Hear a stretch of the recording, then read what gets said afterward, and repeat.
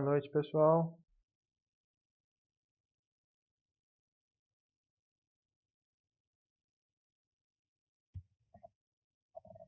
Boa noite, Oi, professor. tudo bem?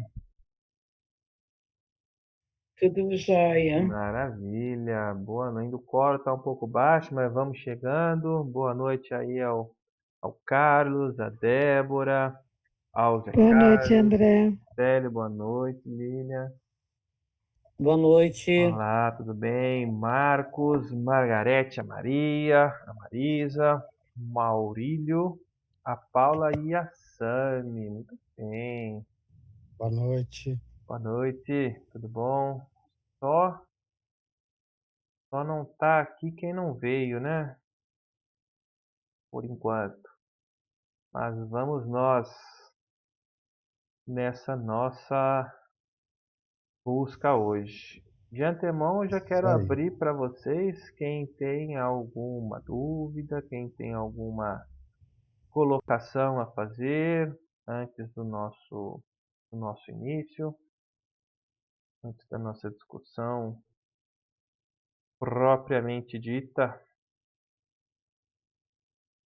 Tá bom, estou aqui fazendo a chamadinha de vocês. Pois bem.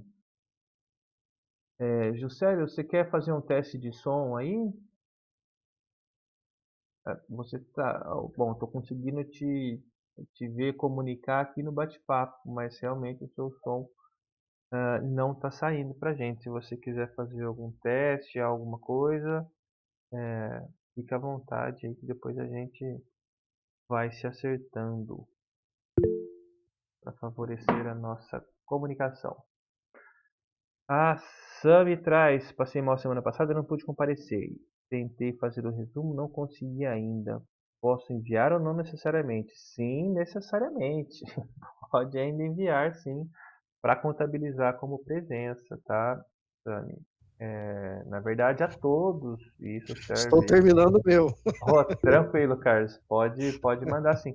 O prazo que a gente pede, para não ficar acumulado para vocês também, é que seja até o próximo encontro. Então, vamos supor aí, teoricamente, se tem 15 dias para conseguir fazer esse resumo. Não é nada muito complexo, tá, gente? Não precisa entrar em cada nuance ou cada detalhe da coisa, mas é importante que vocês façam, vejam as gravações, para que não tenham grandes problemas depois lá no final, né? da nossa, dos nossos encontros, tá? Mas é isso. Sobretudo a quem ainda não chegou ou quem não vai vir hoje. Se precisar faltar, não tem problema, mas é, assiste lá. O Maurílio está perguntando. Lá na área de membros, Maurílio, na parte de supervisão, tem lá o calendário, o cronograma e de 1 a 2 dias a gravação já fica disponível lá na data que foi realizada, tá bom? É bem fácil de achar lá, não tem erro não. Marcos Rogério, mandei o resumo, mas não tive retorno. Depois eu dou uma olhada, tá, Marcos? Vejo se chegou pra gente, mas se mandou no acadêmico, não tem muito segredo. Às vezes eu não separo, não sou eu quem separo, então às vezes eu não consigo atualizar diariamente, então eu acabo deixando um tempo mais para fazer, tá?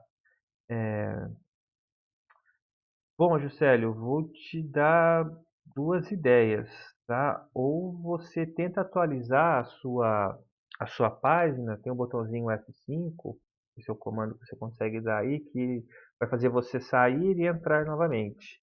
Pode ser que isso resolva, ou então, se ainda assim não resolver, você pode escrever aqui no bate-papo à medida que a gente vai discutindo que eu leio, tá?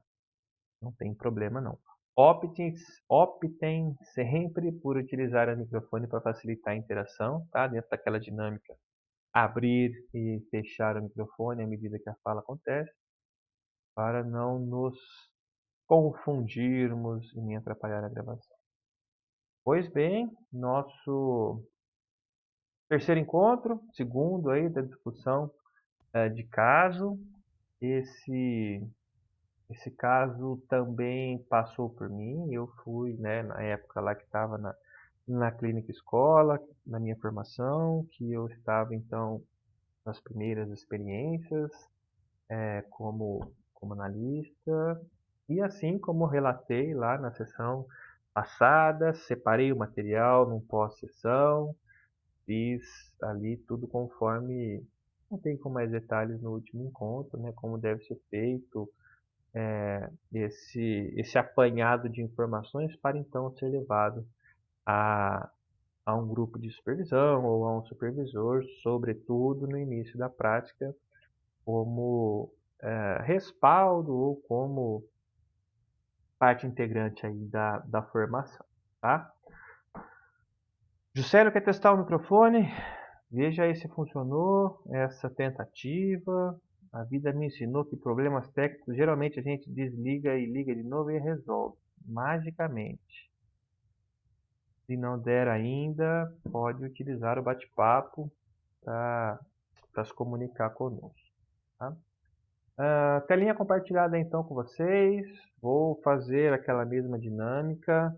Leio um trecho, leio uma parte, a gente discute um pouco sobre essa parte, leio a segunda e a gente vai costurando aí a partir das nossas trocas o nosso entendimento do caso, dessa sessão em específica, sob aquelas duas perspectivas que mencionei lá no início, né?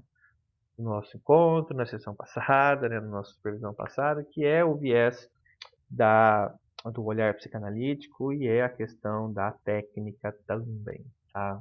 Olhar aí um pouco a relação analista-paciente, os dispositivos da clínica, as faltas, os excessos, isso a gente vai poder discutir um pouquinho hoje. Então, dados iniciais aí sobre o nosso paciente C, um homem de 50 anos, traz como queixa principal questões relacionadas ao trabalho que tem trazido repercussões em sua vida pessoal. Relata se sentir paralisado, impossibilitado de seguir, fazer coisas do dia a dia e ou plano de vida. Ativar microfone botão. Ativar microfone botão. Agora foi. Perfeito, Juscelio, muito bom. Desativar microfone. Boa noite. Boa noite. Tudo certo aí? Ok. Agora deu. Obrigado. Maravilha. Exponha. Então ele coloca aí entre aspas, né? Eu coloco uma fala dele. E vou só fechar aqui, tá, Juscelio? Quando você precisar, fica à vontade em abrir para falar, tá bom? Coloca entre aspas, tal qual uma engrenagem que parou de funcionar. Então, em uma das sessões que a gente teve, essa foi uma fala que ele trouxe do como ele estava se sentindo. E a isso já convido vocês a prestar um pouco de atenção na escolha dos significantes, né? Na escolha das palavras que cada paciente faz para relatar certos afetos, para trazer certos conflitos, porque é a partir desse discurso que a gente vai caminhar, né? A gente vai olhar e perceber as conclusões do paciente, como ele está se sentindo. Então é sempre importante a gente estar atento a isso também. Continuando, nunca passou por qualquer experiência de análise ou tratamento psicoterápico e, juntamente com o início do tratamento ali pela clínica escola, começou um trabalho de coaching com uma profissional a qual também tem amizade.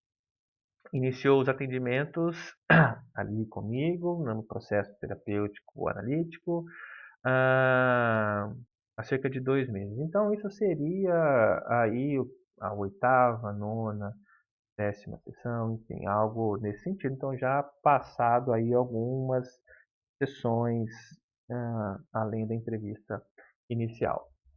Então, essa seria a sessão do dia 14/8, e já um dado que eu trago, que a gente vai retomar, vai ver o sentido maior disso na transferência no final da sessão, perdão, porque ele falta na próxima sessão. Então, tem esse atendimento no dia 14, no dia 21 ele me liga ao longo da semana, me manda uma mensagem, enfim, dizendo aí que ia trabalhar até tarde toda semana e não ia poder então comparecer à nossa sessão. Então, um dado que trago no início, mas que vai ter a sua referência à medida que essa sessão acontece. Então, como de costume, eu subi até a recepção para chamá-lo e ele estava esperando. Boa noite, C, vamos lá. Boa noite, André, vamos. Ele me cumprimenta com um aperto de mão e então descemos à sala de atendimento, onde aconteciam aí as consultas. Gostaria de te fazer uma sugestão hoje e te convidar a experimentar o divã. Faço ali então essa sugestão, ele aceita, pode ser, vamos tentar. Então se deita e começa a fala. Essa semana foi bem difícil. Senti muito medo. Tive muitas coisas relacionadas ao trabalho, um monte de problemas para resolver e não sei se consegui dar conta de tudo. Fico com medo do que pode acontecer, porque estamos num momento crítico do país, político, econômico, e tenho medo que as coisas voltem a ficar difíceis como no passado. Não foi fácil mesmo. Na verdade, estou pensando em deixar o coach para um outro momento, pensando em desistir por enquanto. E por que te ocorre esse pensamento? Na última sessão, na sexta, mexemos. Deixa eu explicar só isso, né? A gente, lá no final, vai ficar mais claro, a gente se encontrava às segundas-feiras e essa sessão de coaching eram às sextas, né? Então tinha esses 2 diazinhos que separavam, mas aqui ele faz essa referência, essa alusão ao encontro com, com a coach. Na última sessão, portanto, mexemos com muitas coisas difíceis. Tenho a impressão de que as questões que aparecem lá mexem muito comigo. E eu não estou dando conta, são muitas mudanças das coisas que temos conversado aqui, mais essas coisas do trabalho. Muitas coisas. Me fale um pouco do que você tem vivenciado no coach.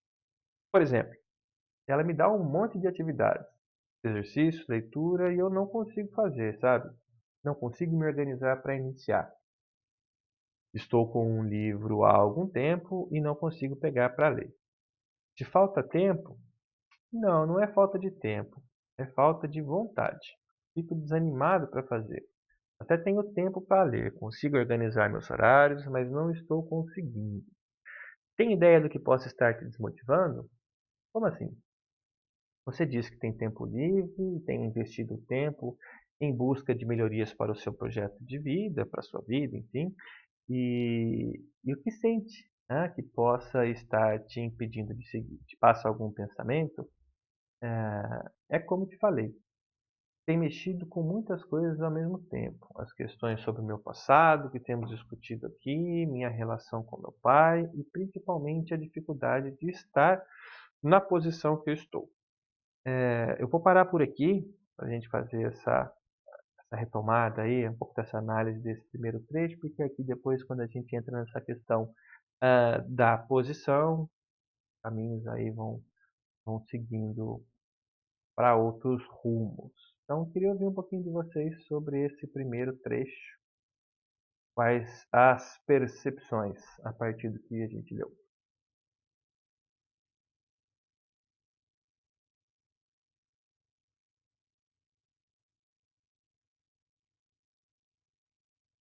Fique à vontade, gente. Não sejam tímidos. Consegue me ouvir? Sim. Consegue me ouvir? Perfeito.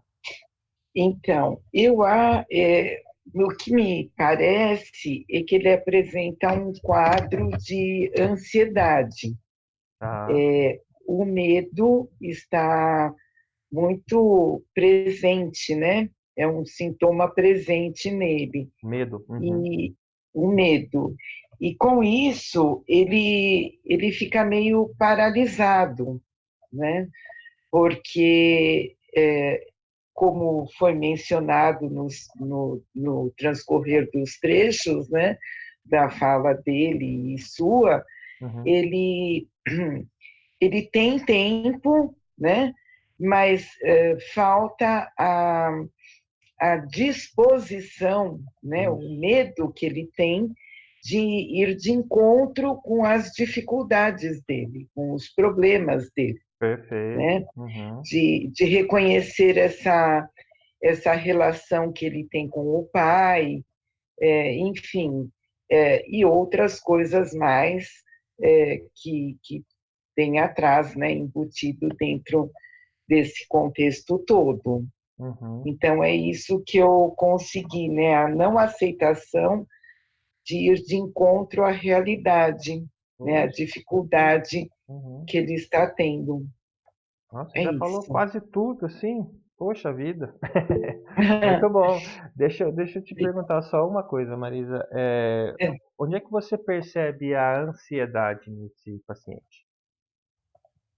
Então, de acordo com o transcorrer da fala dele, né,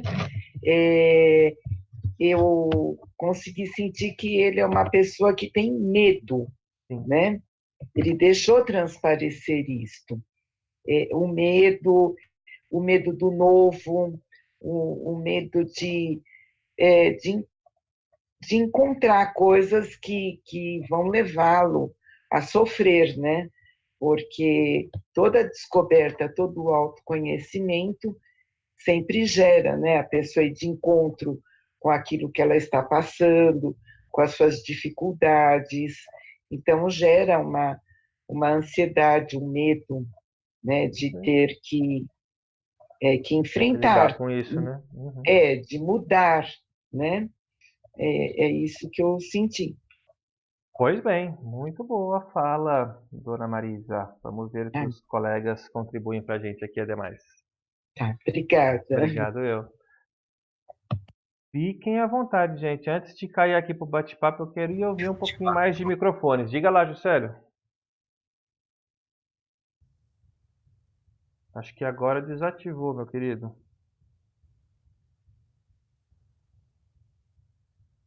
Desativou o seu microfone.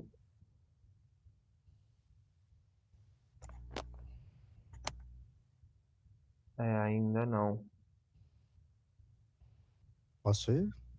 Diga lá, Carlos. Juscelio, assim que você conseguir, eu te passo a palavra já. Diga, Carlos. Oi? Seu Alô? microfone está Peraí. ligado. Vamos Boa lá. noite. Boa Pode ir. noite. Ô, Carlos, isso, já te passo a palavra já. Tranquilo, tranquilo. Diga lá, Ele está, Juscelio. ele está, além do que já foi falado ali, dentro da minha visão aqui, que ele está deslocando situações dele para um passado que teve algum bloqueio e está resistindo em enfrentar a realidade dele dentro do que está sendo passada a lei. Então, para mim, está acontecendo além da projeção, o deslocamento de toda essa vontade dele, essa não vontade dele de prosseguir para não descobrir, não se descobrir, e ele mesmo está se resistindo a um avanço no novo, no futuro dele. Dentro dele mesmo, né? Isso. Não Perfeito. sei se pude me expressar certo. Não, certinho, certinho. Foi bom olhar, sim. Acho que vamos ter mais falas nesse sentido e vamos ver como é que a gente amarra isso depois. Ok. Muito obrigado. Obrigado também. Diga lá, Carlos. Vamos lá. Em primeiro lugar, eu queria parabenizar a nossa companheira Marisa aí, Pois né? Porque o outro vídeo lá também eu estava vendo, né? Eu identifiquei muito com o que ela falou, porque a gente que está na clínica lá o dia inteiro, principalmente com dependente químico, é um pessoal muito resistente, então a gente acaba pegando uma habilidade na prática ali, né? Com negação, com justificação, né? E eu gostei muito com o que ela falou lá do outro vídeo também, ela foi muito assertiva, e eu me identifiquei muito com o que ela falou agora, na verdade, porque ele pegou ele tomou um boom assim nessa pegada, nessa destravada com o coach, com você, né? De autoconhecimento, que deu um choque de realidade assim muito rápido nele, pega na sexta, pega na segunda, e a hora que ele viu que ele ia se encontrar, veio um fluxo de ansiedade, de negação de tudo ali, né, que gera aquele medo, né, aquele vazio por um lado que ele não sabe identificar que era bom, mas foi um susto do eu, né, que ele ia ter que enfrentar, né, e é o susto do autoconhecimento, né, que você sabe muito bem que a maioria das pessoas, quando começa a pegar na ferida, muitos deles que realmente não quer um tratamento acaba fugindo, né? Perfeito. Quando encara mesmo a terapia, se não tem um braço forte para arrastar ele para terapia, nessa fase é a hora que eles correm, né? Uhum. Infelizmente, né? É um pouco do que a Mas gente vai ver hoje aí. com certeza, né? E você tem toda a razão quando você diz aí desse lugar difícil de se estar, né? Eu escuto às vezes alguns colegas de alguns pacientes, nessa experiência do curso de alguns alunos e até mesmo de outros profissionais aí em redes sociais, mas que romantizam um pouco o lugar da psicoterapia, do autoconhecimento como sendo algo Hum, benéfico, algo maravilhoso, a chave do castelo, mas Meu que, Deus. pelo menos psicanaliticamente falando, é um processo bastante corajoso, agressivo em algum ponto e bastante Sim, doloroso. sim. Então, é um convite, é um terrível privilégio estar É, nesse lugar.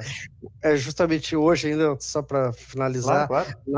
naquela parte onde a gente tem que preencher ali para entrar em contato para marcar as terapias, tudo, lá na monografia, né? Sim, Que a sim. gente tem que enviar até um textinho que a gente deixa um depoimento. Eu Uhum. até escrevi assim, que foi realmente o que aconteceu na minha vida psicanálise. Claro que já vinha algumas coisas, mas o que ela agregou, na verdade, foi o quê? Esse autoconhecimento me levou numa profundidade que eu pude conhecer muito mais os meus maus comportamentos, meus defeitos de caráter, Uhum. que eu vivi uma vida mais religiosa do que espiritual. E hoje realmente eu conheço muito mais os meus pecados, as minhas dificuldades, que eu Uhum. consigo me entregar muito mais no meu espiritual. Então eu Uhum. decolei muito mais Uhum. na Apesar de ter presença que de Deus, haver com as né? dificuldades, né? Isso mudou. Então eu consegui me enxergar mais, eu decolei no meu espiritual, Uhum. né? Então isso para mim foi fundamental, né? Muito E bom. isso aí. Muito boa experiência. Obrigado pela fala. Obrigado pela fala, Carlos. Sim, sim, sim. Diga, Lilian. Eu concordo com os colegas, o que eles falaram também, Uhum. percebi, mas o que mais me chama a atenção, André, é a frase, tal qual uma engrenagem que parou de funcionar. Legal. Se parou de funcionar agora, estava funcionando antes, Sim. mas agora parou de funcionar. O que pode ter causado isso? Uhum. Ter parado de funcionar? Foi ele ter entrado em contato com essa realidade, de se perceber, de se conhecer, ou ter Uhum. entrado em contato com alguma coisa lá do passado, Sim. que ficou mal resolvido, talvez mal entendido. Ele citar o pai, eu achei muito interessante também, que nos Perfeito. reporta aí lá para, Aham. pressuponho que para a infância, né? Que é onde na Sim. maioria das vezes acontecem aí os bloqueios que depois interferem na nossa vida adulta. Eu percebi também a dificuldade dele de lidar com essa situação, o que eu Uhum. considero de uma certa forma normal. Eu percebo isso nos meus clientes também, essa dificuldade. Do que Sim, exatamente?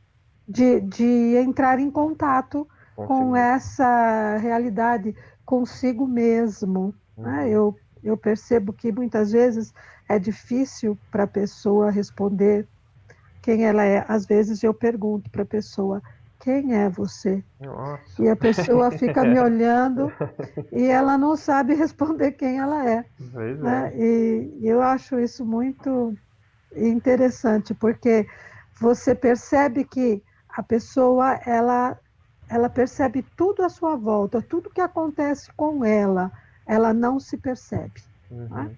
Sim. E é o que eu estou vendo aqui. Num primeiro momento, porque é muito pouquinho, né? Mas num primeiro momento foi o que eu vi. Chamou mais atenção. Perfeito. A gente vai Isso, aprofundar um pouco mais e ver é o que. o que aparece. Muito obrigado. Ok, Juscelio, diga lá. Maurílio, Oi. Não, eu estava diante da fala do pessoal aí. Alô? Diante da fala do pessoal, eu estava percebendo Sim. como se encontra no dia a dia clientes, né, pacientes, como queira Paula falar, Santos Paiva saiu da desse reunião. jeito, negando uma visão do seu dia a dia, querendo ficar no seu mundinho, querendo ficar parado, Aham. sem enxergar o ponto que está travando ele para um desenvolvimento. Sim. Aqui na minha sala, aqui, como eu já falei, na massoterapia, e na Aham. massoterapia se escuta também muito, e como tem pessoas perguntando isso que essa senhora, essa moça acabou de falar ali, Lilian. não eu perguntando para ela, mas ela se perguntando quem sou eu, Uhum. querendo se descobrir e, ao mesmo tempo, se bloqueando para essa descoberta, simplesmente travado naquele ponto. Sim, e é um pouco desse travamento, Lucélia, que talvez a gente precise olhar, porque eu não sei até que ponto a pessoa tem a condição de conscientemente estar num lugar conhecido, seguro, ou que aquilo é uma segurança para ela não sair daquele lugar, porque sair dali é um encontro com um lugar que é desconhecido e aí então gera angústias, ansiedades, medo. Então É fácil ficar no mundinho, na zona de conforto dela, não querer ir um passo isso. à frente para não descobrir coisas do passado. Pois é, então não me parece Carlos ser, em algumas Albuquerque vezes, diz, uma escolha em consciente. geral, Às vezes é as uma defesa ferramentas que e são isso nossas acontece. crenças que aceleram ou destravam. Pois bem, muito obrigado. Vamos seguindo mais adiante aqui na fala dos nossos colegas. Eu vou passar para o Ok. Maurílio e passo para você, Margarete. O que eu. Tá me ouvindo, né? Sim? Ok. O que eu vejo aí, apesar da fala da nossa colega, é uma insegurança que essa pessoa tem, uma insegurança, uma procrastinação, com ansiedade, entendeu? Então, ela quando justifica a dificuldade do país, talvez ela se sente insegura, né? Uhum. E isso, talvez pela criação, pela forma. Então, ela é uma pessoa, no meu entender, insegura, e ali tem um monte de coisinha junto, né? Insegurança, uma procrastinação, uma incerteza, né? Juntamente com uma ansiedade. Então, junta tudo isso e torna a pessoa, ela acaba ficando paralisada, né? E o que você acha que está por trás disso? Eu acho que tal a ansiedade, eu vejo uma ansiedade e uma insegurança junto nessa pessoa. Uhum. É uma falta de confiança em si mesmo, né? Porque quando a pessoa tem uma confiança em si, a insegurança não está nela, porque ela acredita nela, ela acredita no que ela vai fazer, ela acredita no que ela vai alcançar. Uhum. Então, quando ela tem aquele crédito em si mesma, a segurança em si mesma, a insegurança não existe. É o meu entender. Perfeito. Vamos ver o que está um pouco por trás desses elementos que você traz. Obviamente, temos limitantes com relação a algumas informações, né? E é o nosso exercício aqui olhar a partir do que a gente tem, né? Para além do que está posto. Mas você levantou pontos interessantes, né? Insegurança, né? Uma procrastinação, uma preocupação, ou seja, uma condição que está deixando ele da mesma forma que ele se colocou como paralisado, né? Com certeza. Pois bem. Obrigado. Obrigado eu. Show. Diga, Margarete.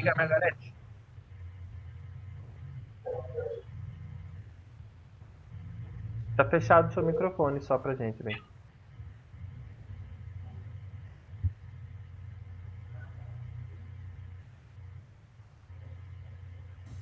Agora abriu. Foi? Foi. Pronto. Aí a gente percebe uma resistência nele no momento que ele falta uma sessão, né? Legal. Uhum. A gente percebe essa resistência. No momento que a coach orienta também ele para ler o livro, e ele diz que, quando você pergunta para ele, né? Ele não leu, por que não leu e tal, falta de tempo? Ele fala, não, não senti vontade. Aí, quando ele vai passando e aprofundando no processo, ao decorrer da sessão, ele fala que gostaria, ia deixar de ir no coach, ia deixar de ter as sessões de coach, porque estava mexendo demais com coisas que ele não estava conseguindo dar conta e tal. Uhum. E aí, o que eu percebo é essa resistência, e que, na verdade, isso que os colegas falaram aí, ele não quer entrar em contato com ele mesmo, né, no processo de autoconhecimento. Aí ele vai pontuar algumas coisas referentes ao pai, ao passado, e o que vai mexer com ele é que, na verdade, ele não quer deixar se mexer, né? Nesse confronto aí, nas sessões. E aí, por conta disso, ele acaba trazendo essa angústia toda pela questão de querer mudar, mas não tá se sentindo à vontade para expor as coisas que estão lá dentro e com relação ao passado, etc e tal. Sim. Mas aí o que eu pude perceber foi essa questão da resistência, né, forte. A gente vai usar muito isso na questão da clínica, né, perceber isso no paciente. E aí ele Perfeito. começou já a estar resistindo ao processo da transformação, né? É isso. Muito boas colocações também, Margarete. Você tocou em pontos principais aí também, que a gente vai ver mais adiante ali no fechamento, mas é isso. É aí esse lugar que você resumiu muito bem, que ele se encontra e não consegue ir muito adiante, né? Você coloca aí como a questão da resistência é de fato o que acontece. Depois a gente vai entender algumas representações do porquê que isso está posto ali. Mas muito bom, muito obrigado. Ok, obrigada a você. Diga Maria de Lourdes.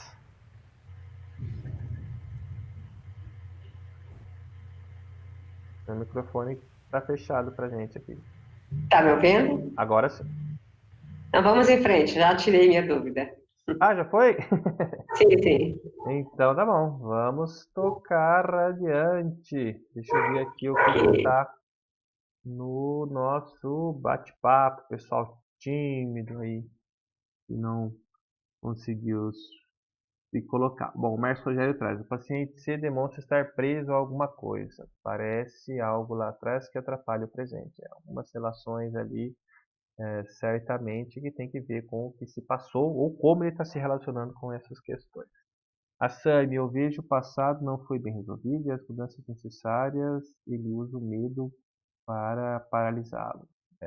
Acaba sendo um subterfúgio, uma saída, uma escolha inconsciente para que ele não olhe ao que de fato seja então é importante. Ele não consegue se abrir a novas mudanças na individuação. O Carlos traz: o coaching gera algumas ferramentas que mudam nossas crenças, que aceleram ou destravam o paciente para a terapia.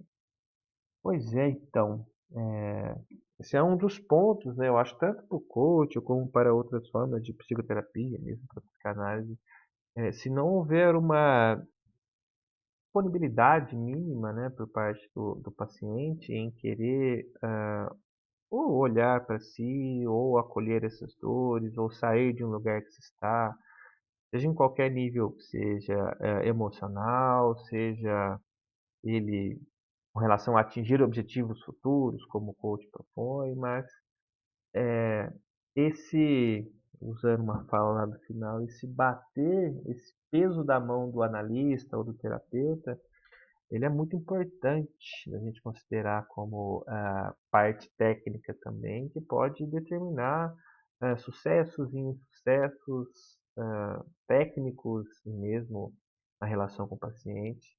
E é disso um pouco que a gente vai falar também no texto.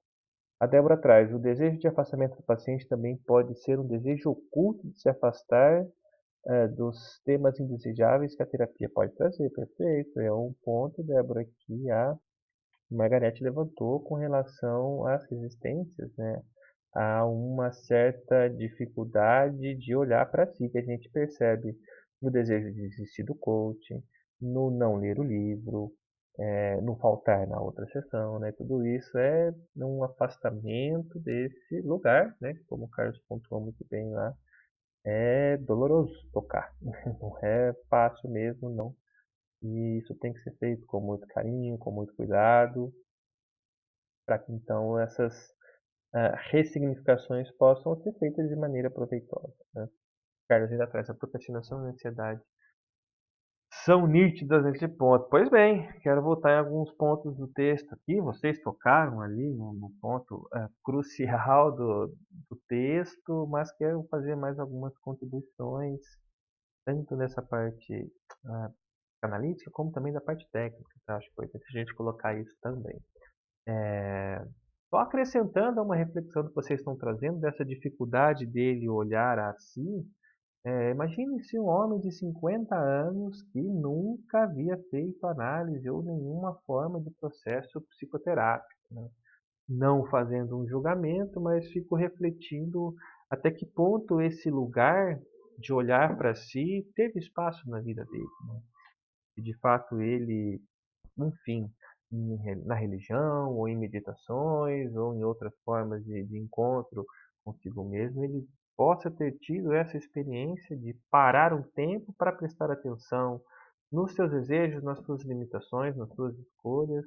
Então já é algo que me chama a atenção, que essa dificuldade em resistência que ele demonstra, talvez ele tenha feito ao longo da vida toda. De novo, não um julgamento, mas algo nos chama, né, me chama a atenção nesse sentido. E esses dados iniciais ali da trajetória que o paciente tem até nós, ele é muito importante.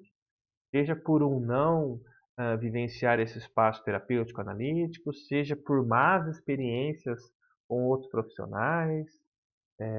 Já ouvi paciente falando, olha, eu não aguento mais procurar psicólogo, psicanalista, ninguém me ajuda, eu só tive experiências ruins, então já chega com uma série de resistências, com uma série de questões, e a gente tem que acolher também esse ponto da onde e como o paciente está chegando até nós. Dois pontos principais que eu quero tocar aqui de cara é a relação que a gente estabelece ali então com o paciente e o divã, né? Um pouco do que a gente falou lá no último encontro com relação à neutralidade. Esse cumprimento, né, desse aperto de mão, ele é um gesto que deve vir sempre do paciente, né? Então ele oferece a mão, eu ali o cumprimento, mas isso tem que ser sempre medido na medida em que o natural se permite, respeitando a neutralidade. Então, se de repente há pacientes que abraçam, então se abraça, pacientes que cumprimentam com a mão, e assim adiante, mas respeitar esse lugar, ele é muito importante porque nós não temos outro tipo de relação a não ser aquele analítico, né? Não somos amigos, não somos colegas de trabalho, né? Não temos outras relações sociais, então não cabe falar do tipo, oi, como é que você está? Nossa, como seu cabelo está diferente, o que você fez? Olha, sua unha está bonita, que perfume cheiroso. Então, assim, né? Nesse processo, dessa forma de relação, isso não cabe. Então, já é um ponto importante, né, já que apareceu aqui da gente levantar também. Outro ponto que não apareceu na fala de vocês, né? O foco foi maior nessa questão da interpretação, e é o nosso papel aqui também, mas cabe dizer ainda que foi a primeira vez que ele utilizou o divã. Então acho bom falar um pouco desse dispositivo, porque não há uma regra em apresentar o divã, né? Se na primeira sessão, se na 18ª, se na terceira. Mas aqui foi um convite, uma sugestão, uma tentativa, e ele aceitou, né? O divã é interessante da gente pensar que ele tem dois, pelo menos eu costumo pensar, que ele tem dois aspectos que vão versar sobre o paciente e sobre o psicanalista, mas que ambos têm como papel principal a confiança. Estar deitado, estar relaxado, estar naquele lugar onde não se tem nada que se observar, então as memórias, as lembranças, as associações, as imagens podem vir, né, com mais facilidade, porque estamos só olhando para elas, para esse, entre aspas, nada que favorece aí, então a busca dessas imagens. E aí também um estado mais relaxado. Freud vai associar isso aí ao ato de dormir, então vai ser possível o acesso ao inconsciente a partir dos sonhos, então tem esse lugar simbólico também. mas que de alguma forma quer dizer um pouco de uma certa confiança, como eu falei, porque, né, há uma certa preocupação para alguns pacientes. Nossa, tem alguém atrás de mim ali, que eu não conheço muito bem, que eu não sei da vida dele, o que ele está fazendo, ele está me olhando, ele está dormindo, o que está fazendo ali que eu não consigo olhar. Então tem um pouco dessa questão também. Então pacientes mais ah, controladores, vamos dizer assim, né, sintomaticamente, que eles precisam de ter um olhar do outro, que precisam controlar o outro de alguma forma, seja pela fala, seja pelas expressões, dificilmente vai conseguir ir na direção do divã, se entregar, digamos assim, ao processo, né? E isso também deve ser respeitado. Obviamente, o divã ele pode ser sugerido, ele pode ser convidado aí, como fiz, mas nem todos os pacientes vão aceitar prontamente, vão resistir um pouco mais, vão chegar um belo dia e falar: hoje eu quero fazer no divã, posso ver como é? Podemos, e aí depois pergunta-se como foi a experiência, se podemos continuar, porque é um lugar conquistado ali na relação dos dois, que tem a ver com essa confiança que eu me referi. E por parte do analista, eu posso dizer um pouco da minha experiência pessoal, né? Eu gosto de utilizar o divã, claro, para ficar à vontade com relação à minha imagem, né?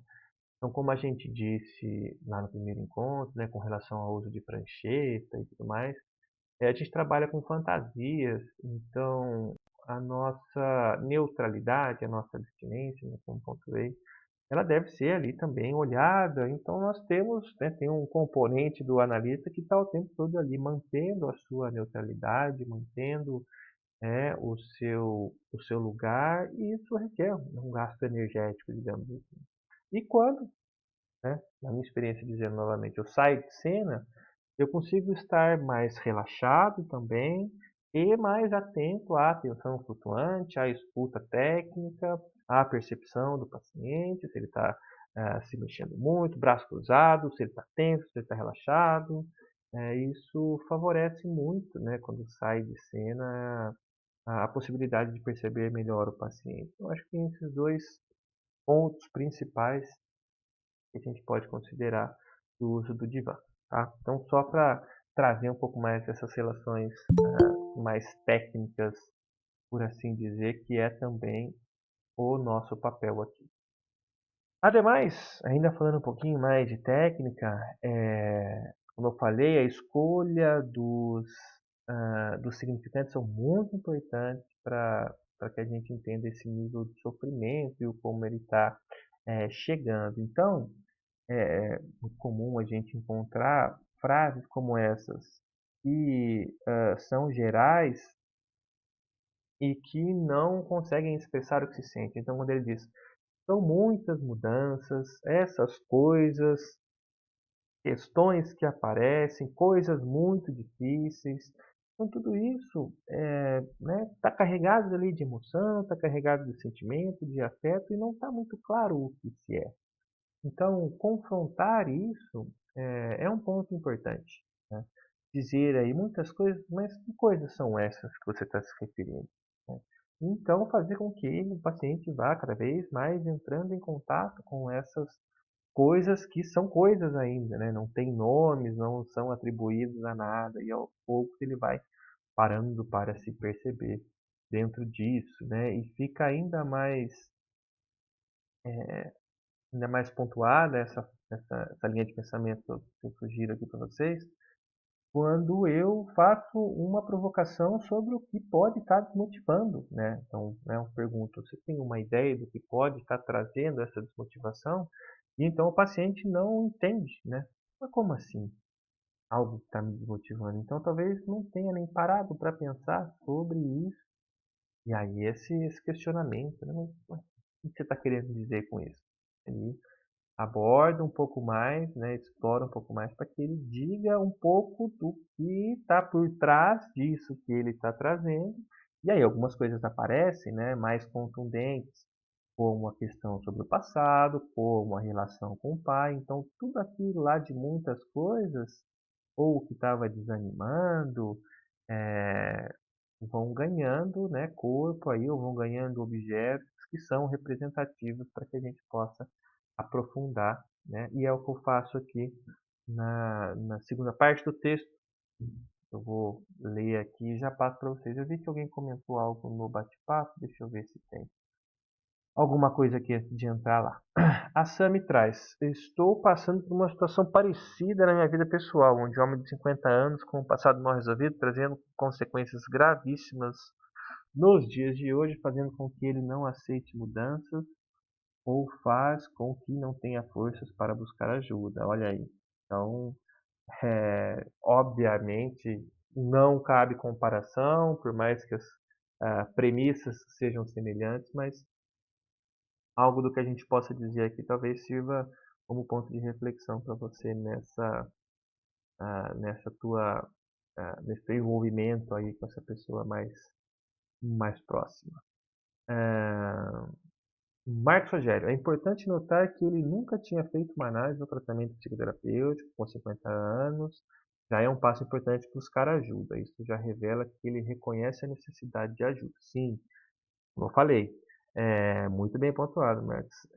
A disponibilidade do paciente vai ser fundamental, preponderante para que o bom andamento do vínculo terapêutico aconteça, seja na psicanálise, seja na psicologia, seja em processos de coaching, né, que tem as suas especificidades aí como forma de ajuda, mas que de qualquer maneira há que se tenha esse envolvimento e esse reconhecimento de uma busca por um lugar.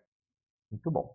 A Margaret traz: em qual momento do processo da análise sugere-se o divã? É exatamente isso que eu falei um pouquinho, Margaret. Não sei se responde a sua pergunta, mas vou um pouco além. Como eu falei, não há um algo padrão, não há um algo específico, mas sim a partir da construção dessa relação, que ela pode ser positiva em algum ponto, em que o paciente vai ficar bastante à vontade para se colocar, então o encaminhamento para o divã acaba sendo uma consequência disso, ou aqueles mais resistentes, que você começa a perceber na dificuldade da fala, né? O divã pode ser uma alternativa, né? Então, cada caso vai ser um caso. Essa sensibilidade, ela é feita nessa construção. Vou dar alguns exemplos aqui. Eu lembro um supervisor que ele falava muito isso no grupo, quando o paciente tinha alguma dificuldade de se colocar, o analista não sabia muito para onde ir, ele usava esse termo: você precisa deitar o seu paciente, para fazer com que ele caminhe-se ali para o divã. Deita ele, você vai ver que você vai conseguir tirar mais coisas ou buscar outros caminhos. Então, são um lugar, essa fala me ficou, então, um lugar bastante importante para se ir além. Mas vamos lá, alguns exemplos da minha prática. Eu tive uma paciente, só para você entender um pouquinho de quando isso acontecer, de uma certa dificuldade, estava no início, devia ser aí a quinta, sexta sessão, alguma coisa assim. E eu via ela com uma certa dificuldade, uma certa timidez em se colocar, e então me ofereci, falei: olha, quem sabe eu saindo de cena possa ser o que ela precisa. E aí então ela, tá bom, nossa, vai ser bom, acho que vai ser bom, acho que foi uma das falas dela. Aí ela deitou, deu 15 minutos de sessão, ela levantou, falou: eu posso voltar para a cadeira? Eu não vou conseguir ficar aqui, eu preciso ficar olhando no olho, eu preciso...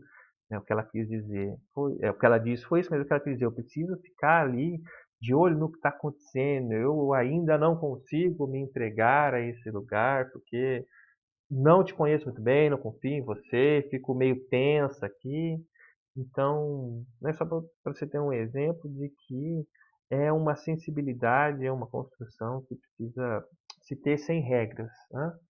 Isso a cada ponto. Não sei se contribuo mais ou trago mais confusões, Margareth, mas é a prática mesmo que vai despertar ou promover essa sensibilidade, tá? Para deitar o paciente ou não. Mas, de qualquer forma, é um bom lugar. Gosto muito. Mesmo como mesmo como analista. Pois bem, voltando aqui então para a nossa segunda parte, o tempo voa quando a gente se diverte, mas assim que é bom.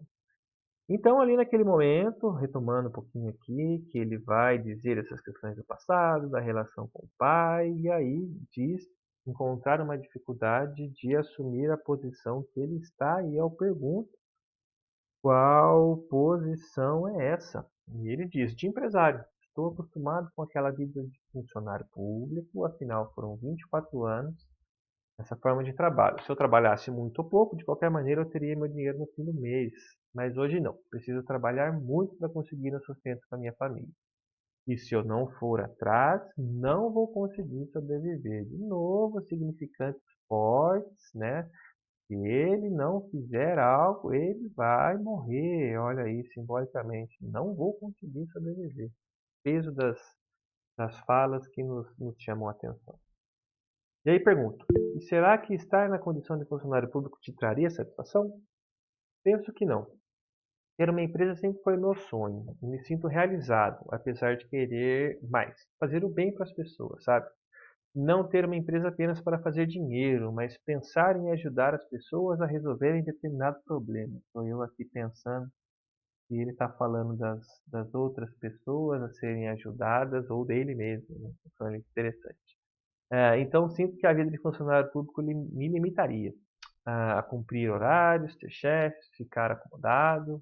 Interessante. Ficar acomodado, de novo. E eu não quero isso para mim. Ele está dizendo que é um desejo de um algo que ele não quer, apesar de estar enfrentando dificuldades para sair desse lugar. E aí vai o terapeuta. Exatamente. Essas são escolhas da vida. Toda escolha gera ônus e bônus. Certamente, escolhendo essa vida de empresário, você não terá os mesmos benefícios da vida de funcionário público, nem os mesmos problemas. Terá sim outros problemas. E é necessário que se tenha esse entendimento na medida em que você escolhe seguir um caminho. É verdade. Continuo. E certamente você sente realizado em sua escolha, afinal você está indo na direção do seu desejo, do seu sonho. Com certeza, prefiro muito mais nessa condição que estou, fazendo os meus horários, construindo a minha empresa. E é isso que tenho experimentado no coach, mudando meus paradigmas, encontrando novos desafios. Sinto que minha empresa deu um upgrade, mas eu não consegui evoluir junto.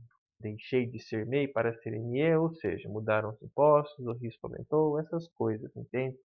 De novo, essas coisas, entende, né? Coisas subjetivas, sabe como é essas coisas? Então, precisando entrar em contato um pouco mais com essas coisas.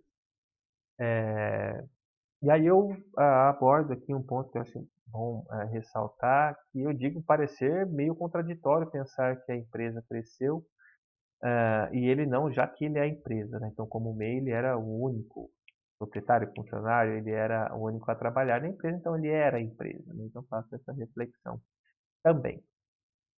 Isso é verdade, dá uma risada e continuo.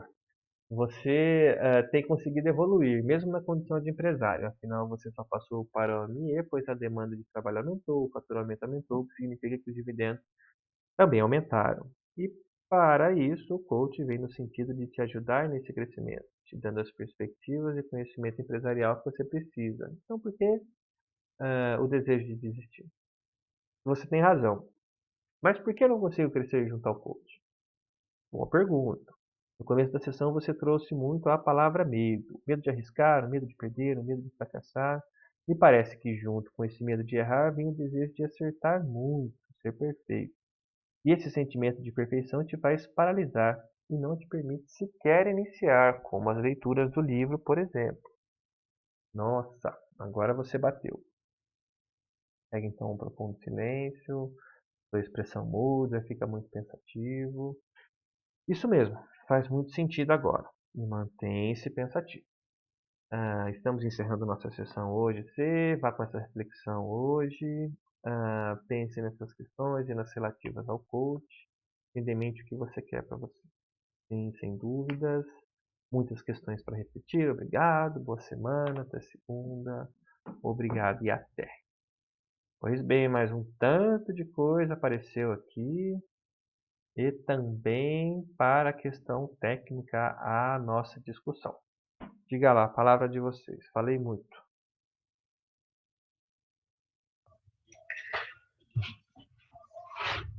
Diga, Maria. Então, essa paralisia que ele fala lá no início, se mostra no texto todo, né? Toda fala dele, esse medo paralisante, o medo paralisante, Uhum, me deu a impressão assim, de uma ansiedade extrema em acertar, né? Ele quer fazer muitas coisas, sempre com o mesmo objetivo de acertar, ou uhum, seja, para não falhar, né? Esse medo de falhar é que faz com que ele faça muitas coisas, justamente para fugir dessa possibilidade de falha, né? E lendo o texto dele, vai dando uma angústia, até em mim mesmo, fui sentindo uma certa angústia, porque você vê assim uma fala muito cheia de medo. Ele fala de um passado, né, que já deu errado no passado, ele traz aí informações sim. de medo de repetir uma história que já deu certo lá atrás. Né? E assim, a questão também de estar fazendo duas coisas, o coach e a análise ao mesmo tempo, coisas novas que ele nunca fez antes. Me chama Sim. muita atenção de por que ele não fez antes, por que ele está fazendo agora. Uhum. Isso é uma questão que eu gostaria de saber até mais profundamente, o que leva uma pessoa a buscar análise? Me parece que ela tem que estar numa extrema angústia, né? Ela tem que estar principalmente nessa idade, né? Para quem nunca se preocupou com isso antes, Uhum. ela tem que estar numa extrema angústia. E o texto me pareceu isso, muito Uhum. medo, muito desejo de acertar. O tempo todo ele traz esses elementos, né? São muito, muito fortes, muito presentes no texto todo. Perfeito, Maria. Uma pergunta que você faz que a resposta daria aqui um grande simpósio, né, o porquê as pessoas procuram análise, mas dos mais momentos diversos, mais que de um modo geral, isso aparece com um certo grau de angústia. Algumas pessoas mais tolerantes a essa angústia, outras menos tolerantes, demoram mais para chegar, mas que de alguma forma há algo que não vai bem. Então, esse encontro com alguém que possa ajudá-lo, né? Ou pessoas que buscam para, olha, queria saber mais como é que é isso aí, sou curioso, preciso olhar sobre mim, vi um filme e achei legal, li um livro e achei legal. Então, enfim, tem N formas de se chegar, mas que você levanta uma questão, um ponto, Maria, que eu acho fundamental, sobretudo nesse início de reflexão analítica, que é pensar o como se sente, né? Você falou, eu senti uma certa angústia, fiquei ali, né, com tanta coisa. Essa percepção, ela vai ser, assim, crucial para o desenvolvimento do trabalho analítico, né? Na questão da transferência, da contra-transferência, no que corta a nossa experiência a partir do afeto do outro. Então, estar atento a isso também vai nos ajudar a compreender, a acolher e entender como isso reverbera em nós. Então, muito bacana você ter trazido esse ponto, assim, Maria. Muito obrigado. Vou passar para a Lilian e já te passo a palavra. Carlos, diga lá, Lilian. Legal. André, foi também esse ponto que chamou a minha atenção, que a colega acabou de citar, principalmente na frase quando ele diz: tenho medo que as coisas voltem a ficar difíceis como no passado. Eu, ouvindo você fazer a leitura, senti até um baque no estômago. Falei, nossa, que coisa, né? Esse, como eu me identifiquei com aquilo que ele falou. E aí me chamou a atenção na questão da transferência, né? E eu me perguntei, ouvindo você falar, nossa, será que surgiu aí já a contra-transferência? Será que eu me identifiquei? Teve alguma coisa na minha vida que fez com que a fala dele, de repente, me gerasse algum mal-estar? E como o Freud dizia que a análise só começa mesmo a partir da transferência e da contra-transferência, eu falei, nossa, poxa, se fosse o meu caso, estaria começando agora. Sim, nossa, que experiência bacana, Lilian. E é isso mesmo, né? Não tem como fugir desses afetos, eles vão passar por nós e o que a gente vai fazer com isso que despertou em você, e, enfim, em todos os outros casos que possam acontecer, que é o grande lance da coisa, né? Se vocês vão se abraçar e chorar juntos as dificuldades do passado, se você vai conseguir elaborar esse melhor com ele. Então, o que a gente vai fazer com esse conteúdo que vem a partir da fala do outro, que é o grande lance da coisa. Pois bem, muito boa. Obrigado também pela tua contribuição aí. Diga, Carlos. Vamos lá. Na verdade, nossa, esse cara deve ter, assim, passado muita dificuldade por falta de frustração, até na infância dele, né? Porque ele tem uma inabilidade muito grande, né? E aquele desespero por perfeccionismo, que é um defeito de caráter, perfeccionismo, né? Isso vai gerando um nível de ansiedade, e o que gera angústia é ansiedade, né? Que vai gerando toda essa angústia nele, que ele vai se perdendo de uma forma assim desgovernada, né? E com certeza a inabilidade dos pais, ele traz essa bagagem, percebe o quanto ele foge também, né? Para falar disso. Então, se a gente voltar lá atrás para falar dos pais, vai matar toda essa raiz desse mau funcionamento dele, realmente, né? Não sei se mataria aí com essa veemência que você traz, mas vai tocar Não, num ponto não, não, bastante nodal, né? Não foi um atirador de elite. Olha isso querendo matar o Não problema. finalizando assim como um atirador de elite, né? Mas assim, não dessa forma, né? Ah, sim, não. Mas nesse caso, assim, nessa situação, né? E isso vai aparecer um pouquinho na transferência, eu vou deixar Como uma vertente, para falar digamos um assim, pouco mais. dessa situação. Sim, sim. Isso vai aparecer um pouquinho na transferência ali que ele vai exercer, e os desdobramentos disso a gente vai ver um pouquinho adiante ali. Já complemento a minha fala em cima do que você trouxe. Diga lá, Maria. Eu fico um pouco preocupada quando eu ouço, assim, sempre essa preocupação, que lógico que a preocupação que o Freud traz, é sempre voltar lá para a infância, né? Eu gostaria que você falasse um pouquinho mais, se a gente sempre tem para esse lugar, né? Diante da fala de um paciente, você sempre tem que ir para este lugar da infância, dessa relação lá, né, daquelas fases do Freud, ou tem que ter um pouco mais de cuidado, um pouco de cautela em relação a isso, deixar que, no caso, me parece que essa era a primeira ou a segunda encontro, né, esse relato que você traz. Já tinham acontecido alguns encontros já. Esse seria vamos pensar aí, o 7º, 8º, 9º, alguma coisa assim. Ah, tá. Mas mesmo assim, qual é a postura ideal? Eu vou sempre diante porque aqui nesse texto, pelo menos, não aparece nada que me remeta lá para o passado, né? Sim. Não aparece nada. Nessa sessão. Nessa sessão, não. Então, eu sempre tenho que voltar para esse lugar, é o aconselhável, ou não? Deixar que apareçam elementos do passado, ou tentar trazer? Muito boa pergunta também. Vamos falar um pouquinho sobre isso. Se temos que retomar esse passado, respondo sim e não. Só para confundir mais que ajudar por enquanto. Fatalmente, a psicanálise vai olhar para o passado.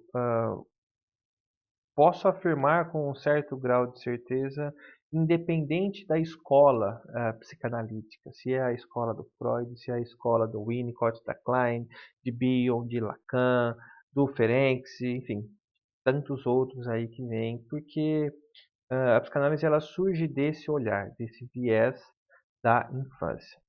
Então, mais do que você traz, Maria, do temos que ir até a infância, posso dizer, de novo, quase com certo grau de certeza, fatalmente a infância vai chegar até nós, naquele momento, né? Porque a nossa condução, e não condução ativa do analista, mas a condução ali do para-analítico, do analista do paciente, vai retomar Minha Nossa Senhora, vai retomar esse lugar a partir das relações que o paciente vai trazendo, seja no trabalho, seja no relacionamento, seja com o colega, seja na família, seja com o desejo. Isso vai remontar quase sempre, ou pelo menos vamos caminhar nesse lugar, a essas relações mais primitivas, na infância. Freud, a maneira dele, olhando os pontos de fixação, olhando o complexo de Édipo, sobretudo, essa fase aí fálica, que vai se entrar no período de latência. Melanie Klein olhando as relações de objeto, as cisões, as projeções, as introjeções. O Winnicott olhando a relação mãe-bebê, a tendência à integração, as questões com a dependência emocional. Então, assim, dependendo aí da escolha de linha teórica ou de técnica que se opta em seguir, você vai ter respaldos, você vai ter históricos que vão retomar a infância, que, de novo, é sempre um ponto que a gente deve puxar. Vamos lá, vamos melhorar. Pode puxar, mas sem forçar. Então, assim, como nessa sessão, por exemplo, não apareceu nada sobre a infância, porque já tínhamos tocado em algum ponto, então isso estava em elaboração, mas que em algum momento isso pode ser tocado com muita sensibilidade. Então, vamos supor que o paciente traga um fato marcante, algo que lhe incomodou naquele momento, e você pode perguntar, olha, há algo aí que te remeta a algum lugar? Não precisa nem falar na infância, falar algum lugar, alguma experiência, alguma relação. Poxa, isso me lembra o meu pai, né, por exemplo. Ou isso me lembra a relação com a minha mãe. Ou quando eu estava na escola uma vez, eu lembro que... E por aí vai. Então, assim, nossas experiências, aí psicanaliticamente pensando, ela é uma constante reedição, ela é uma constante repetição, pensando no Freud, de alguns entendimentos, de algumas formas de viver e de sofrer, que vão aparecendo, vão se repetindo nas nossas escolhas, nos nossos conflitos e assim adiante. Então, por mais que não forcemos isso, olha, me fala da sua infância, a gente tem que tentar resgatar esse lugar, porque certamente é aí que os simbolismos estão. Tá? Então, a psicanálise ela vai caminhar por esse viés. Tá? Acho que daria muito o que se falar ainda, mas acho que os pontos principais são Perfeito que você colocou. Me clareou muito. Ótimo, legal. obrigada. Obrigado eu. Vou passar para o Juscelio, Margarete e depois a Marisa. Diga lá, Juscelio. Ok. Lembrando ali da primeira parte da descrição, o homem de 50 anos, o personagem, Sim. me fez pensar aqui em mim. Olha aí. Um homem de 50 anos, eu tenho 56 anos. Uhum. O que faz um homem até os 50 anos nunca procurar uma análise? Perfeito. Se acha dono da verdade, se acha que acertou tudo, e chega nesse ponto, entra na análise e começa a ver pontos que ele, conversando, descobre algumas coisas que se achava certo e não, na verdade, não estava certo. Uhum. A negação de tudo aquele que ele achava que era certo. Eu fico me pensando aqui, até hoje, eu nunca procurei uma análise, né? Nunca, sempre agi de uma forma que sempre me achei certo.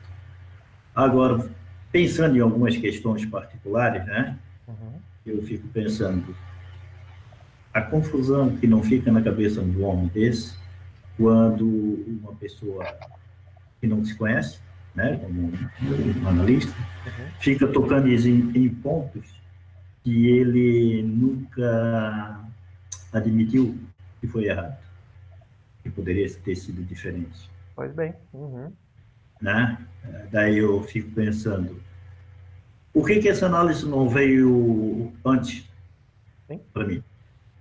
Para mim, ou de repente para todos que estão aqui na sala, né? Pensando em cada palavra sendo colocada. Eu me coloco no lugar desse elemento aí, nesse elemento aí, mais ou menos no ponto dele, ansioso, e na mesma hora com medo de descobrir situações que possam fazer ele ver ele mesmo como errado nas ações. Né? Muito bom, uma reflexão bastante importante. E dá medo. Oh. E dá medo se daí se descobrir errado, ou se descobrir que poderia ter dado mais certo, né? Sem tantas tribulações, né? Sem ter pisado tanto em caco de vidros, ter machucado no caminho. E esse nosso amigo aí, esse nosso personagem aí, eu acho que ele vai fazer refletir muita coisa, porque só está dando uma pincelada no que é o... Vai continuar na próxima semana, né? Ou para esse caso? Não, esse caso encerra hoje, aí tem outros para outra semana. Ah, tá. Então, o ponto final é ansiedade, muito ansioso e com medo de pisar um pouco mais à frente. Pois é, muito bom, isso traz a tua experiência também, aí fica como reflexão, né? Agora os porquês não como se temos buscam. que aprender, como temos coisa para aprender.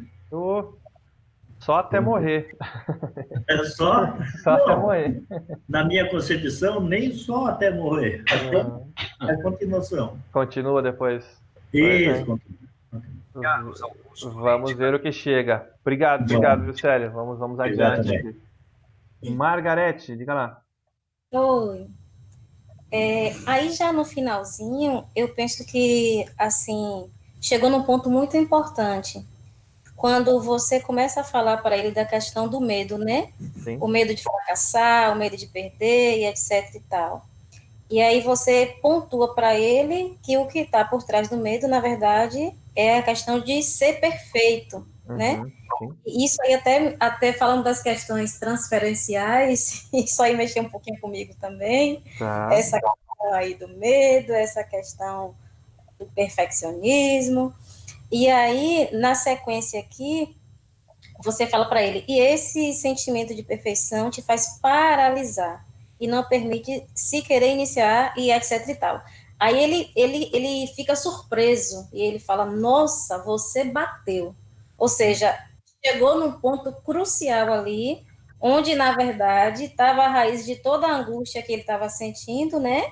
E no momento que ele entende que você bateu, e no momento que ele percebe que o que estava fazendo ele paralisar era o medo, e o que estava por trás do medo, na verdade, era a questão de querer ser perfeito, né? Então, isso aí me fez pensar aqui também muitas coisas. Muito bom.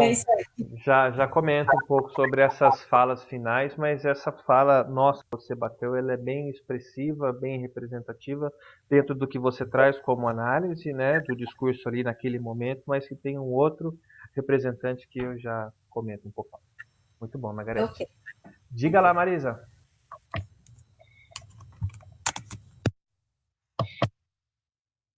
E agora fechou o seu microfone.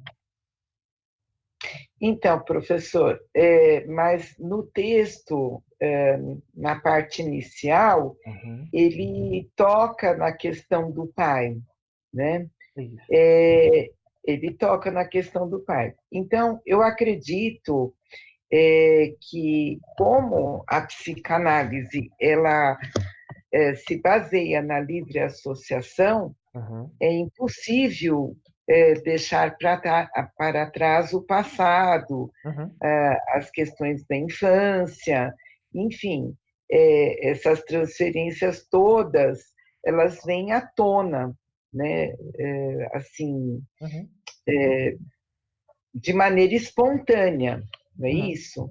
Então, veja, é possível também que ele tenha sido muito cobrado ou cobrada posturas dele em relação a ele fazer o melhor, enfim.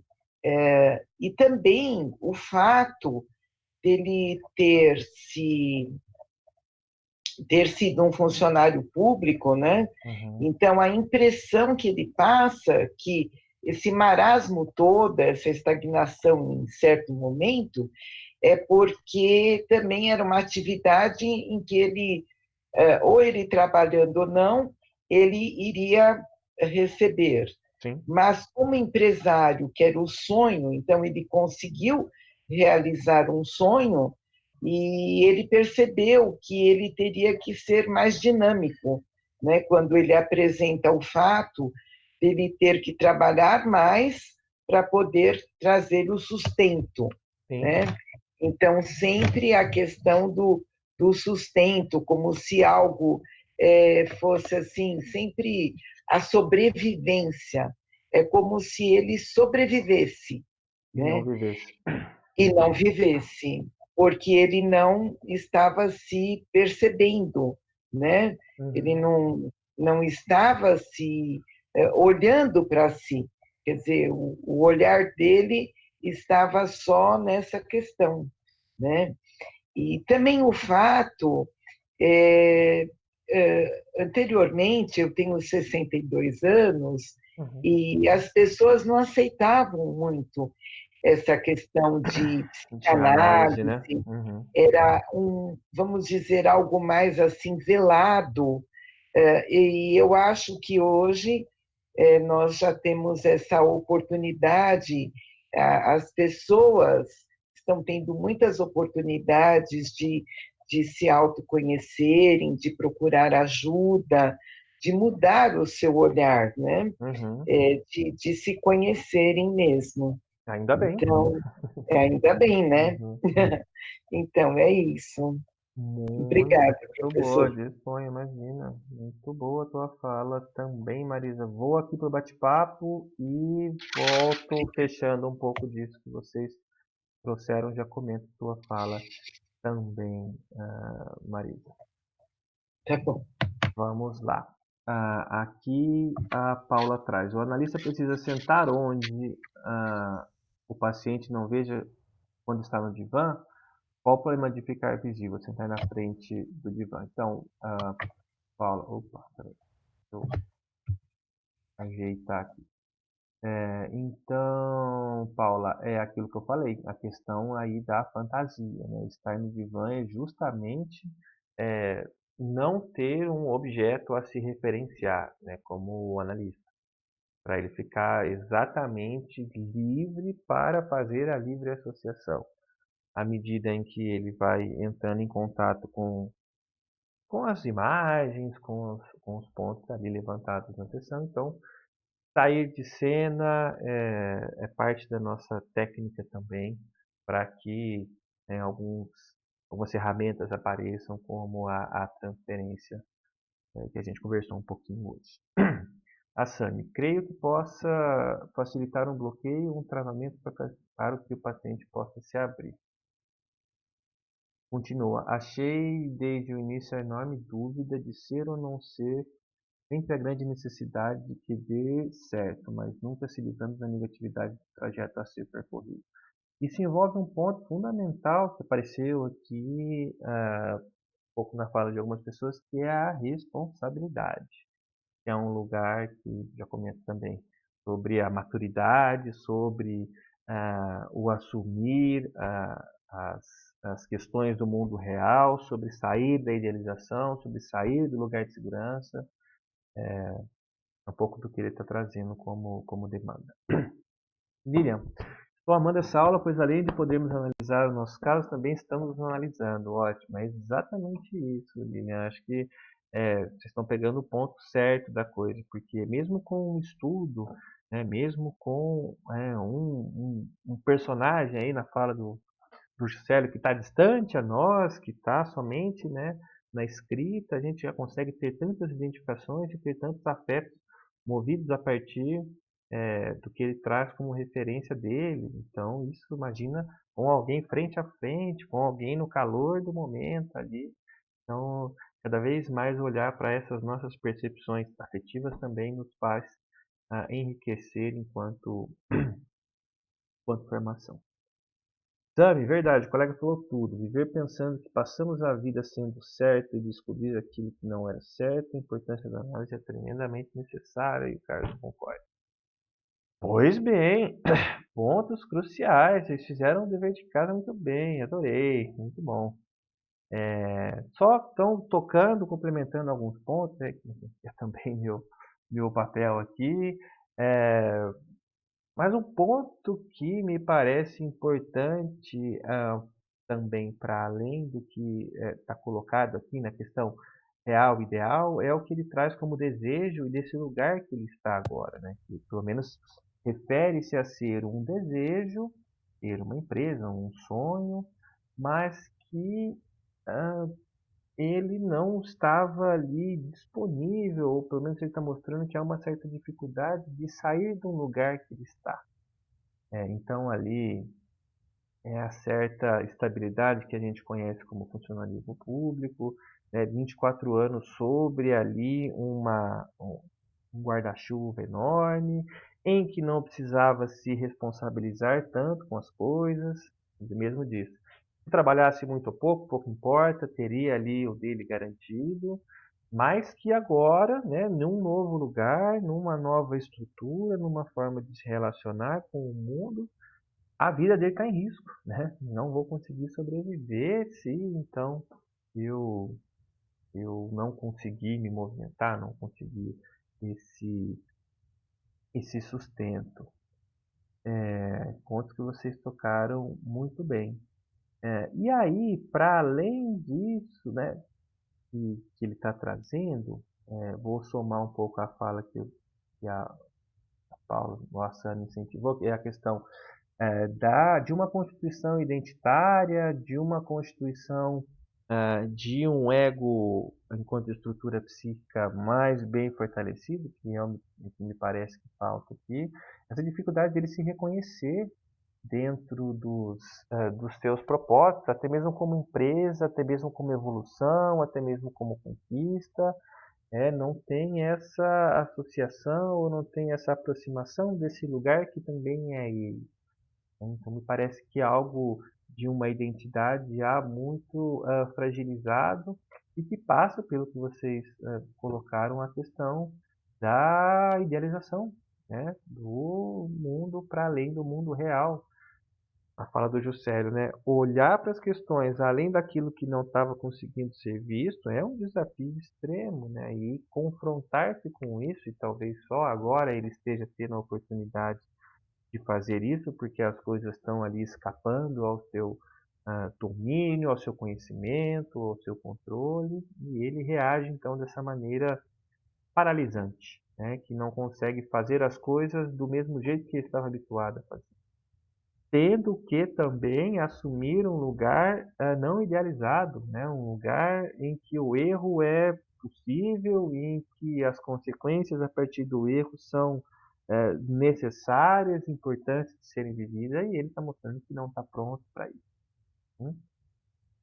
Esse, então, nosso olhar, como vocês, só complementando o que vocês trouxeram, mais voltado ao nosso olhar analítico.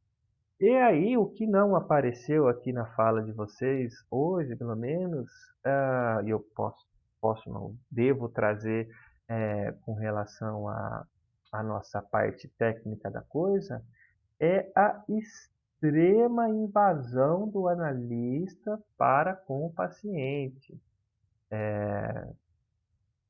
Por mais que as falas, por mais que as intenções, por mais que as reflexões tenham sido positivas e a ferida tenha sido tocada nesse nosso agora você bateu, essa forma de conduta dentro da clínica psicanalítica, ela não caberia. Tá? Explico para vocês o porquê. Toda essa elaboração, eu faço aqui um latifúndio de fala aqui, né? Folhas da vida, ônus e bônus, benefícios, problemas, essa elaboração, assim como outras, elas devem vir do próprio paciente, né? Por mais que esteja claro aqui algumas limitações que ele está colocando, né? Posso dizer aí que caí contra-transferencialmente num erro que mostra a minha ansiedade em querer ajudá-lo, né? Então, como eu falei, isso pode caber-se em outros contextos de psicologias, de outras formas de tratamentos psicoterápicos, mas que não caberia à psicanálise, né? Isso foge um pouco da questão técnica, né? Então, falo bastante, dou o bolo pronto para ele, continuo falando ainda, olha só, você é sua empresa evoluiu, você não, como é que, né, essas coisas funcionam? Então, continua aí num latifúndio, explicando as coisas do ponto de vista consciente, do ponto de vista racional, e teria que ver mais com uma psicanálise lá da Ana Freud, que é a psicologia do ego, vai trabalhar sobre uma outra vertente, mas que não vai explorar esse sujeito psicanalista, que é o que a gente procura mobilizar dentro da sessão, a partir de algumas reflexões, a partir da própria transferência. Então, volto a falar aí um monte de coisa. Olha isso, a empresa aumentou. Então, você está indo bem, por que desistir? Né? Então, de novo, tudo isso não caberia. Acho que é um bom exercício para a gente olhar que isso pode ter bons benefícios, boas reflexões, boas intervenções, mas que não cabe ao nosso modelo, pelo menos desse que estamos buscando compreender, né? Sobretudo aqui no final, e aqui o ponto da transferência que eu queria trazer, né?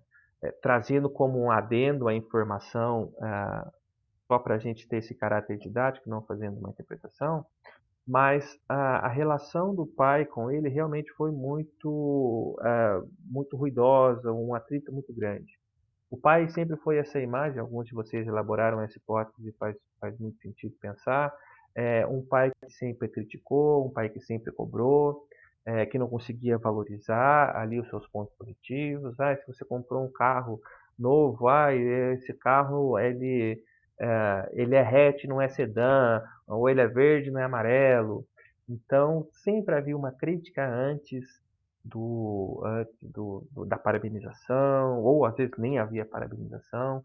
E aí ele traz essa imagem, né, do você bateu. Então eu fui essa imagem do pai perverso, não é perverso não, do pai mau, que mostra, escancara, toca na ferida, bate forte, quando vai dizer alguma coisa sobre ele, né? Então jogo aí com todas as palavras agressivas, jogo não, taco, né? Pego na mão e vou jogando com força, né? Medo de errar, o desejo de acertar, esse ser perfeito, né? Não te permite iniciar. Então, toda essa elaboração, ela deveria aí, psicanaliticamente, vir do paciente. Não deveria ser jogada dessa forma, como foi, invadida, como foi, e aí ele recebe dessa maneira como uma violência, vou, né, jogar as palavras os significantes aos extremos aí também, mas aí se você bateu, ele recebe dessa forma.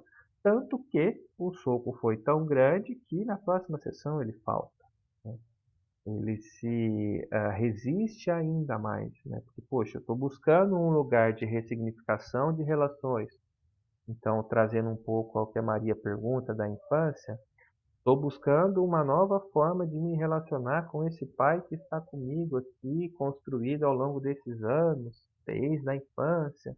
E aí me aparece transferencialmente alguém que está tendo a possibilidade de construção desse lugar, e aí ele age com força, igual meu pai agiu a vida toda, né? Então ele não vai à próxima sessão e dali a alguns poucos meses ele, ele encerra, né? Olha, não vou poder fazer mais, enfim, dá qualquer justificativa e não volta. Se é culpa dessa relação mal construída, se ele não estava preparado para lidar com essas coisas, enfim, seja lá quaisquer sis que forem, a gente tem que, pelo menos eu tenho que assumir a minha parcela de responsabilidade nessa questão que foi colocada de uma maneira transferencialmente falando, bastante representativa a algo que não é bom para ele, na experiência de vida dele. Então, fica aí um bom exemplo que, apesar de boas intenções, que apesar de bem quisto, ele traz e repercute sobre nuances que tem a ver com a psicanálise, que tem a ver com a transferência, que tem a ver então com um lugar que precisa ter coragem de estar também, porque como analistas temos a nossa cota de erros e bom há aqueles pacientes que permitem nos errar e voltam na semana seguinte e nos dão a chance de também realocarmos nossa conduta e entendermos um pouco mais os nossos papéis. Comentários? Diga lá, Juscelio. É permitido errar o psicanalista? Opa! Antes de tudo, o psicanalista é ser humano. Sim, mas como profissional, ele não tem que se policiar o máximo possível para não dar margem a erro na frente de um futuro analista? Isso sim. Agora, não ser permitido errar é outra coisa, né? É mais drástico. É mais drástico. Aí já cai num campo do impossível, mas estarmos nos policiando, estarmos atentos, sabermos o quão forte a gente pode dar esse soco. Tem pacientes que vão suportar um pouco mais a realidade do que outros, vão conseguir tolerar mais as falas, olha, vão sinalizar na transferência, pode vir que eu aguento. Agora vão ter outros que não, você vai ter que ir devagar, ir com jeito, para ir tocando nos pontos que são mais representativos, mas em meio a esse aprendizado, as falhas fatalmente vão fazer parte do processo. O que a gente tem que fazer como caráter ético, né, do bom profissional é reduzirmos essas nossas questões contratransferenciais, essas nossas ansiedades em querer ser uma pessoa para o paciente, né? Nem sempre a gente vai assoprar, às vezes a gente vai ter que bater, então a gente tem que dosar isso muito bem. Ok, obrigado. Obrigado eu. Diga lá, Maria. E a questão de quando o paciente te pede um conselho, o que você acha? Como fica essa situação? Devolve para ele, devolve. Jamais responda. E isso pode mobilizar uma angústia no paciente. Já aconteceu comigo do tipo, mas você é meu analista, você precisa saber, eu preciso saber o que você pensa, o que eu tenho de acordo com o DSM. E aí eu fui explorando isso, mas qual que é a importância disso? E aí caiu no pai, que ela queria entender algumas questões que era do pai, e ela estava buscando entender, querendo colocar um nome, não ao que ela sente, mas àquela relação que ela tinha. Então, sempre escorregarmos dentro desses significantes. E outra coisa também é a questão do tempo. Quando a pessoa chega e pergunta, quanto tempo vai demorar? Eu vou melhorar? Eu vou sair disso? Vou ficar bem? Qual é a resposta para esse tipo de questão? A gente tem que olhar essas ansiedades. Convidar a pessoa a também olhar para essas ansiedades de uma maneira muito sutil, de uma maneira muito...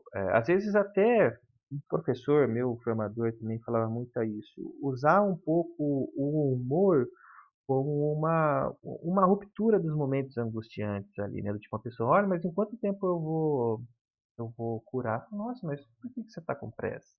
Né? Mudar um pouco o foco nisso, que incêndio é isso que você está querendo apagar? Então, sair um pouco sempre dessas objetividades é um lugar que a gente tem que buscar, e é um desafio enorme, porque não tem receita de bolo na psicanálise que vai fazer com que a gente siga bem com um ou outro. É um desafio muito grande, uma construção diária. Diga, Carlos, e eu passo a Margarete.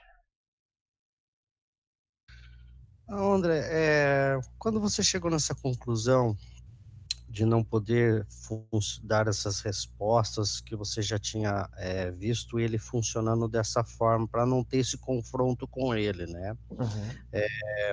Então, automaticamente, você já tinha analisado, percebido o passado dele, com o pai dele, etc. Uhum.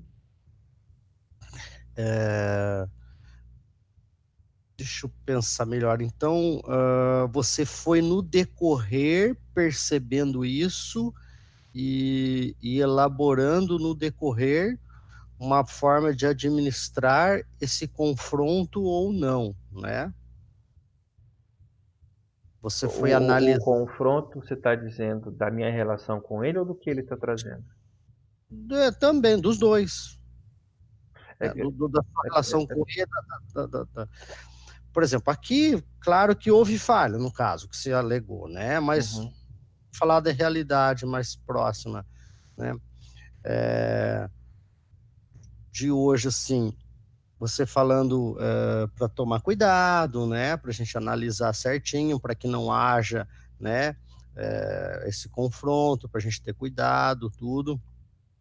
Mas quando você chegou a essa conclusão, porque você conseguiu analisar antes, então você rastreou tudo antes, essas informações com muita sessão antes, não foi? Eu não consegui entender o ponto, mas rastreou que informações? Essa Sim, construção da sessão, ela foi feita a partir do que ele estava trazendo, né? Obviamente tinha algumas coisas que apareceram com uma certa repetição ali, né? De uma condição de um afastamento até uma condição depressiva de não querer fazer as coisas, de um medo muito grande, de uma preocupação no errar, em voltar a condições que no passado eram muito difíceis. Então isso se repetiu de alguma forma, mas essa construção ela é feita sessão a sessão. Não que eu sim. tivesse alguma coisa certinha do saber aonde eu queria chegar. Não, não, não, não. Eu que não soube colocar a minha pergunta. Mas, por exemplo, quando você chegou nesse entendimento, já tinha acontecido várias sessões, né?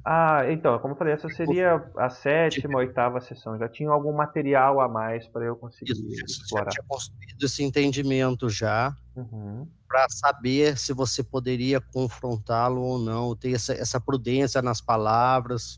Pois é, eu diria que faltou de alguma forma esse entendimento, talvez assim, porque, né, houve uma certa ansiedade minha e confesso a vocês que a única lembrança que tenho é querer ajudá-lo, né? Tem essa sensação de, nossa, eu preciso fazer alguma coisa. E aí eu Aí eu, caio nesse erro da invasão.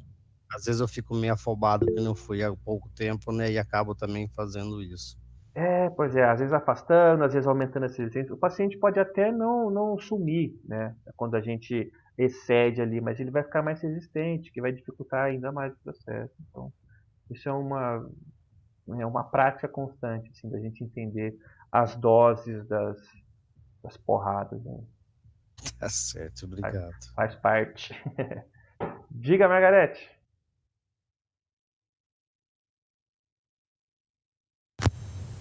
Bom, ali no momento em que você percebeu ele colocando você no lugar do pai, né? Uhum.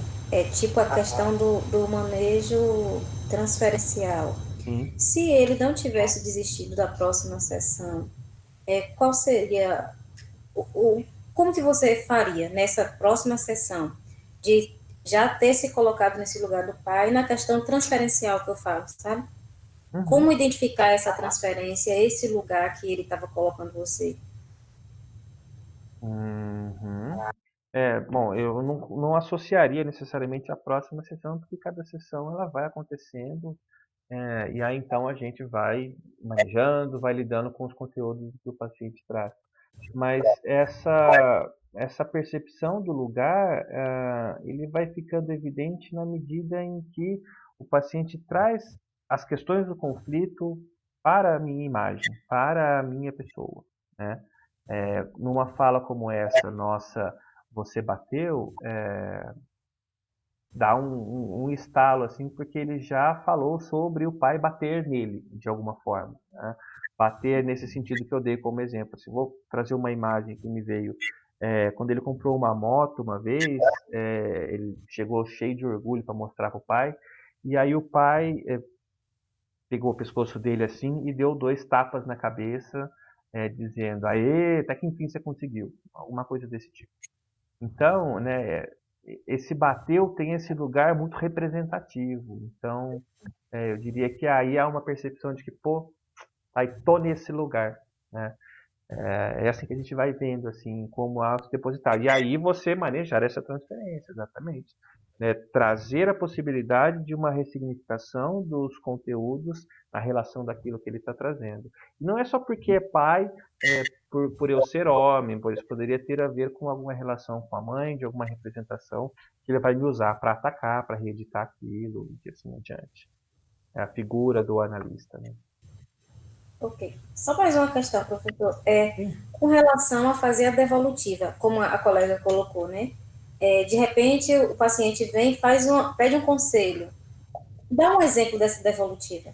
Como que a gente poderia fazer? A pergunta que eu mais escuto é: tá bom, entendi, mas o que que eu faço? Isso é o que mais tem, né? Porque as pessoas estão ali de alguma forma buscando uma saída, buscando uma solução, buscando um contexto. E as saídas que eu uso, isso não é uma regra, mas as saídas que eu busco usar é como eu fiz ali. Nossa, essa é uma boa pergunta. Ou dizer o que você acha disso, ou o que você faria. é, Ou quando ela pergunta isso, aqui que eu faço? Nossa, olha, você falando isso me faz pensar e fazer uma outra relação com aquilo que ela traz. Ou o caminho para o humor, dependendo de cada paciente. Eu falo, nossa, olha aí, se soubéssemos essa resposta, acho que não estaríamos aqui. Então, assim, formas e jeitos, de novo, não há uma receita de bolo, não há um como fazer para todos os pacientes, mas é um lugar que não temos que dar essa resposta, principalmente se a gente souber, digamos assim, quais os caminhos aquela coisa vai levar. A pessoa precisa descobrir o que fazer. Não sei Ok, professor, obrigada. não sei se te frustra essa resposta, mas é o que é. Muito É o que entendi, temos sim. que lidar, Obrigada. tá bom? Disponha, vamos lá. Tem a última fala da Sami aqui para a gente fechar. E o nosso tempo estourou. Aí o pessoal briga comigo depois. Trabalhar as informações do paciente de uma maneira ponderada, tentando buscar assuntos que possam ser diluídos ao decorrer de uma sessão. Da sessão, construindo uma relação tranquila para a próxima análise. É o que busca. Nem sempre as coisas são tranquilas, tá certo?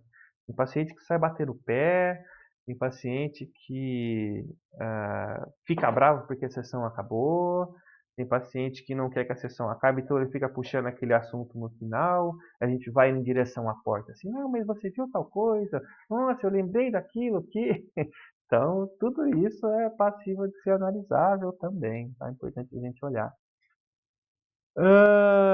Ademais, boa noite. Maurílio já se despede aqui. Eu vou aproveitar também para agradecer aí a participação de vocês. É nessa troca que a gente cresce, eu vou dizer isso constantemente, pegando olhares diferentes, trazendo dúvidas. Obviamente, aí quem está querendo se aproximar mais desse lugar, quer saber o que precisa fazer, ou como tem que fazer, mas isso de novo, frustrando na resposta, infelizmente, é um caminho que vamos ter que construir individualmente sobre essas 3 perspectivas, então, da supervisão, da análise pessoal e da teoria. Não tem como fugir disso se quisermos fazer um bom trabalho honesto, um trabalho ético. Isso demanda da gente uma energia fenomenal, diariamente para estarmos disponíveis, mas retomando a fala do Carlos, é um terrível privilégio podermos estar nesse lugar. Agradeço mais uma vez, boa aula, né, ótima para todos e até o próximo encontro lá no dia 29 de agosto. No final do mês a gente se encontra novamente com mais um caso a ser explorado. Boa noite de novo e até o próximo encontro. Valeu, gente.